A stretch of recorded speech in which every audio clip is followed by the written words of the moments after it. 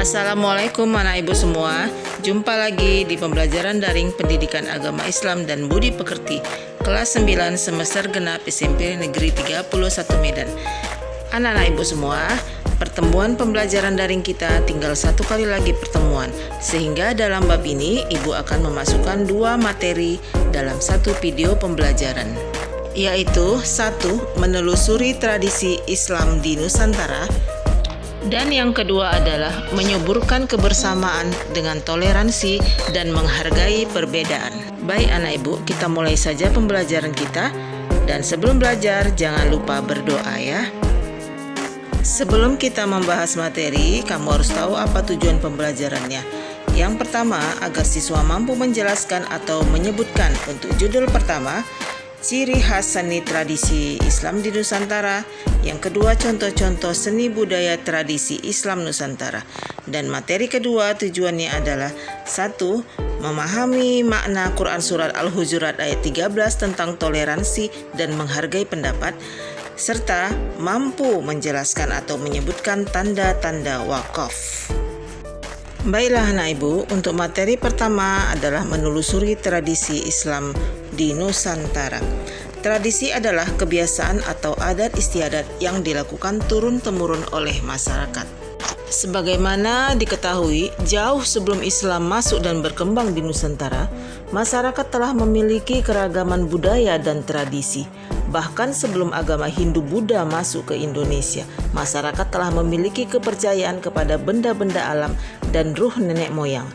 Kepercayaan kepada benda-benda alam dan ruh nenek moyang ini berpengaruh pada pola kehidupan masyarakat. Banyak upacara ritual dilakukan sebelum melakukan kegiatan tertentu. Misalnya, ritual sebelum melaksanakan hajatan, kelahiran, perkawinan, kematian, dan lain-lain. Tradisi ini mereka lakukan turun-temurun dari satu generasi ke generasi berikutnya. Mereka patuh menjalankan tradisi tersebut karena beranggapan jika terjadi pelanggaran akan mendapat kutukan dari arwah nenek moyang yang akibatnya akan mendatangkan bencana di tengah-tengah masyarakat. Berikutnya adalah akulturasi budaya Islam. Akulturasi merupakan proses percampuran antara unsur kebudayaan yang satu dengan kebudayaan yang lain, sehingga terbentuk kebudayaan yang baru tanpa menghilangkan sama sekali ciri khas masing-masing kebudayaan lama. Kedatangan ajaran Islam di Nusantara juga mengalami proses akulturasi dengan kebudayaan Nusantara saat itu. Bentuk budaya sebagai hasil dari proses akulturasi tersebut tidak hanya bersifat kebendaan atau material, tetapi juga menyangkut perilaku masyarakat Indonesia. Budaya ini kemudian dikenal dengan istilah budaya Islam. Budaya Islam adalah segala macam bentuk cipta, rasa, dan karsa yang berasal dan berkembang dalam masyarakat serta telah mendapat pengaruh dari Islam. Sedangkan tradisi Islam adalah kebiasaan atau adat istiadat yang dilakukan turun-temurun oleh masyarakat dan di dalamnya mengandung ajaran-ajaran Islam. Islam sesungguhnya membuka diri terhadap pengaruh budaya lain, asalkan sesuai dengan prinsip-prinsip seperti tidak melanggar ketentuan hukum halal dan haram, kemudian mendatangkan kebaikan dan tidak menimbulkan kerusakan. Adapun seni budaya Nusantara yang telah mendapatkan pengaruh dari ajaran Islam antara lain: 1. Nama-nama bulan dalam penanggalan Jawa. 2. Seni bangunan masjid. 3. Seni ukir dan kaligrafi. 4. Seni tari. 5. Seni musik. 6. Seni pertunjukan. 7. Seni sastra. 8. Seni debus. Nah anak ibu, kamu silahkan membaca materi ini di buku LKSmu biar kamu lebih paham tentang seni-seni tersebut. Adapun tradisi Islam yang berkembang di Nusantara yaitu seperti halal bihalal, tabot, kupatan, sekaten, grebek besar, kerobok, maulid, tradisi Rabu Kasan, dukderan, budaya tumpeng, dan lain-lain.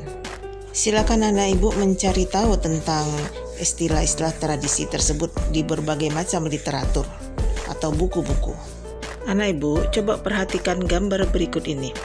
Tentu dalam benak kita terbayang bahwa Indonesia terdiri dari berbagai macam suku, bangsa, agama, dan adat istiadat yang berbeda-beda. Dan materi kita kali ini ialah menyuburkan kebersamaan dengan toleransi dan menghargai perbedaan. Tentang keanekaragaman manusia, di dalam Al-Quran Allah menyatakan bahwa Allah telah ciptakan manusia bersuku-suku, berbangsa-bangsa agar saling mengenal, yaitu terdapat dalam Quran Surat Al-Hujurat ayat 13. A'udzu billahi minasyaitonir rajim. Bismillahirrahmanirrahim. Ya ayyuhan nasu inna khalaqnakum min dzakari wa unsa wa ja'alnakum syu'uban wa qabaila lita'arafu. Inna akramakum indallahi atqakum innallaha alimun khabir. Shadaqallahul azim. Yang artinya, wahai manusia, sungguh kami telah menciptakan kamu dari seorang laki-laki dan seorang perempuan. Kemudian kami jadikan kamu berbangsa-bangsa dan bersuku-suku agar kamu saling mengenal. Sesungguhnya yang paling mulia di antara kamu di sisi Allah ialah orang-orang yang paling bertakwa. Sungguh Allah Maha Mengetahui dan Maha Teliti. Quran Surat Al-Hujurat ayat 13 ini mengandung pesan yang luar biasa, yakni kita diajarkan untuk tidak membeda-bedakan orang lain berdasarkan kekayaan, warna kulit, ras, suku, bangsa, dan perbedaan fisik lainnya.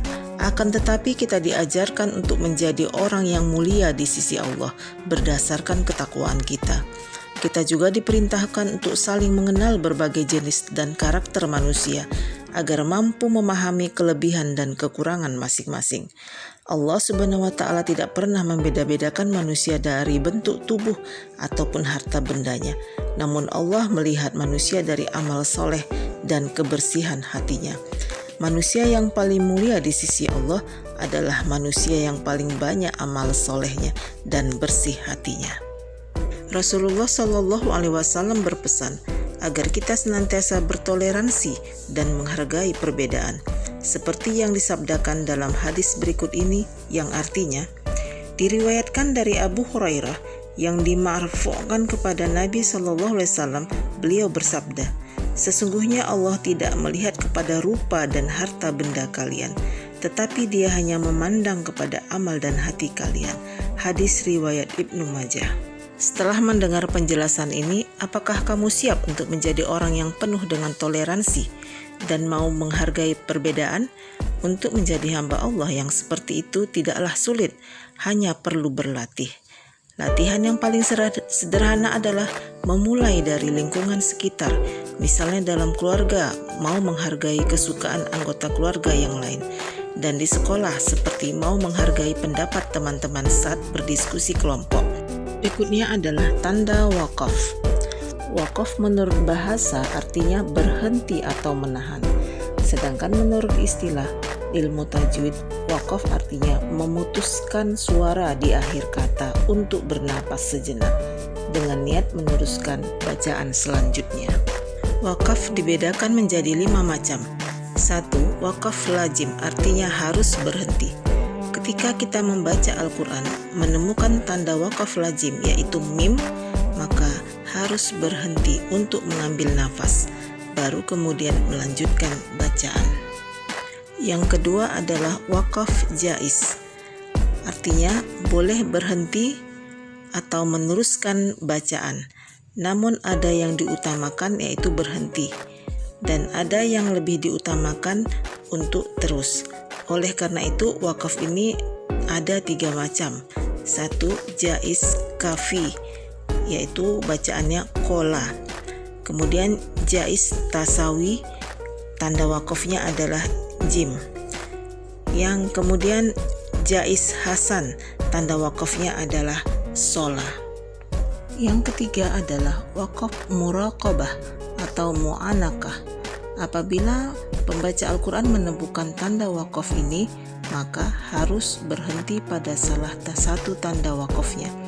Tanda wakafnya adalah titik 3. Keempat adalah wakaf mamnu, maksudnya dilarang berhenti pada tempat yang terdapat tanda ini, karena terdapat keterkaitan makna kalimat yang dibaca dengan kalimat berikutnya. sehingga terjadi perubahan makna apabila terputus dalam membacanya. Tanda wakafnya adalah lam alif. Kemudian yang kelima adalah saktah. Bila pembaca Al-Quran mendapat tanda wakaf saktah, maka ia harus berhenti sejenak tetapi jangan mengambil napas. Tanda wakafnya adalah bacaan saktah atau sin. Anak ibu, demikianlah pembelajaran 2 materi kali ini. Semoga bermanfaat. Jangan lupa teruslah dibaca berulang-ulang supaya kamu lebih paham. Baiklah, terima kasih atas perhatiannya. Mari kita ucapkan lafaz hamdalah alhamdulillahirabbil alamin. Wassalamualaikum warahmatullahi wabarakatuh.